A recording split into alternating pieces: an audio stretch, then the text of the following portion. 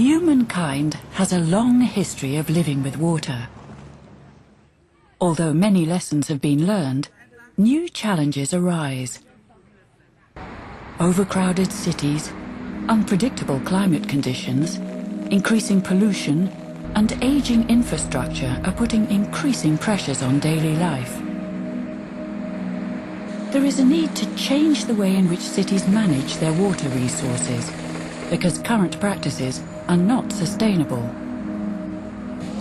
Introducing sustainable practices requires new thinking, and new thinking is the living motto of Switch, a project supported by the European Commission.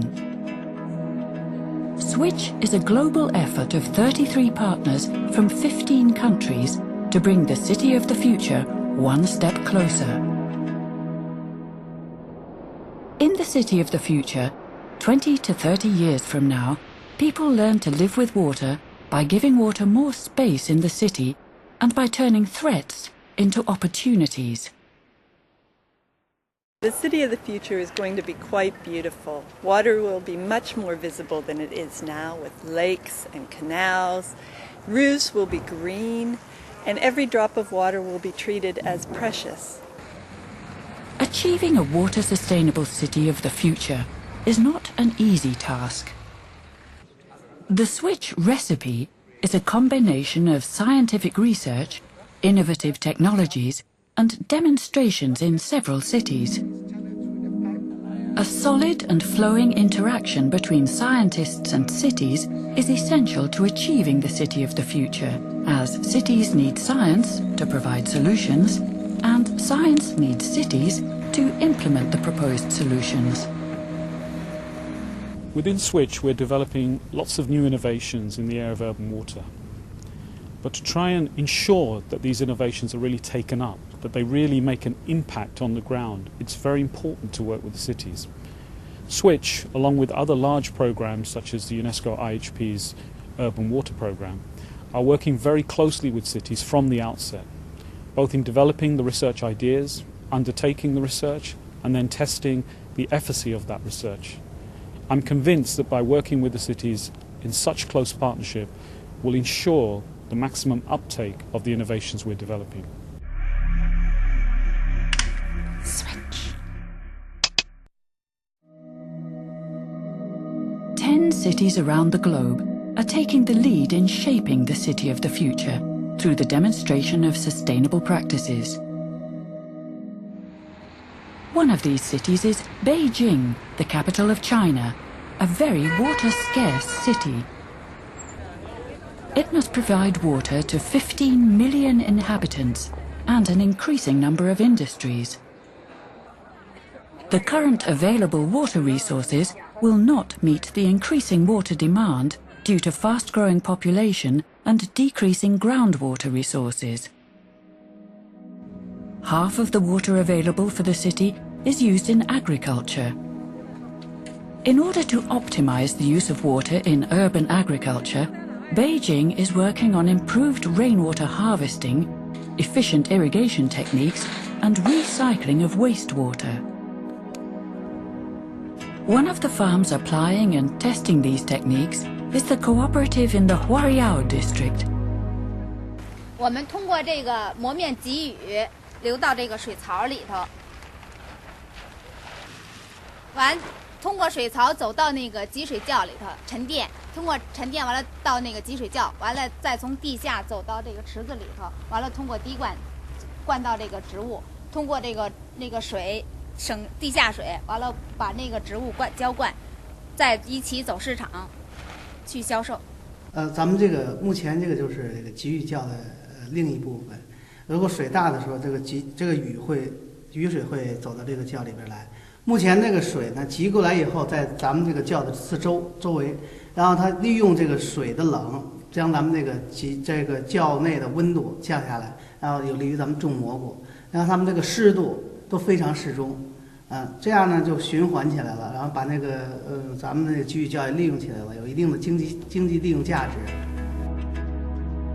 Researchers and farmers work hand in hand to ensure high impact and a smooth incorporation of the innovations in the day-to-day work of the farmers. First of all, is we help the farmers or to identify the issues. Then we try to provide them the solution, to find the solution for them. Then another roles we play is just like a middleman of introducing some new or best practice from our part of the world to them. So the last role is the consultant to the government, so we can form new policies in the future. So I think that's the 4 roles we can play for the research in this project. 所以就是说，节水工作始终是从上个世纪的这个80年代以来，是北京市政府和市民所共同推进的这么一件重要的一个社会事务的。因为从目前的这个北京市的这个用水水平和日本还有美国以及就是说其他的一些比较发达的国家相比较，在结构上已经逐步的趋同，所以从这个意义上来讲，未来的前景应该就是说是比较乐观的。Switch. Accra, the capital of Ghana, is another committed switch city. Accra has a current population of about 2 million people. More than 50% of the population does not have connections to the water supply network.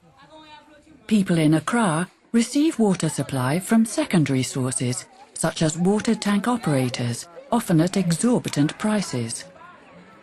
Poor sanitation and water pollution are the most burning problems, needing urgent and sustainable solutions.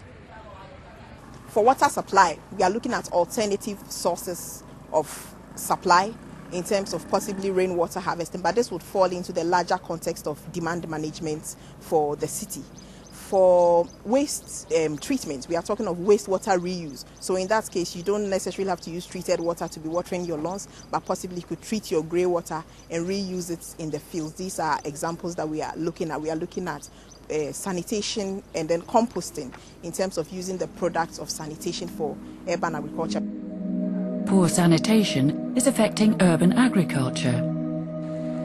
There are 1,000 farmers that rely on water from streams and rivers for irrigating their crops. This water is polluted by waste that fails to reach the overloaded treatment plants. This poses a serious health risk for the population. Efforts focus on reducing this health risk. We are trying to apply a range of low-cost options. These are improved irrigation, safer irrigation practices, and this concerns also on-farm treatment. So what the wastewater treatment plants can't do or are too expensive, we can actually do on-farm for the purpose of irrigation. And this concerns what Switch tries to test. On-farm treatment ponds, small ponds, where pathogens can be killed by the sunlight, where pathogens can go down into the sediment. So if you fetch only at the surface of the ponds, you might get much lower pathogens into your watering cans. The city is also working on the sources of pollution in order to reduce waste, remove pressure from the sewerage system and treatment plants, and reduce costs. One of the solutions being studied is the use of eco-toilets. If they prove efficient in Accra, several will be installed in public toilets, which are used by 1/3 of the city population.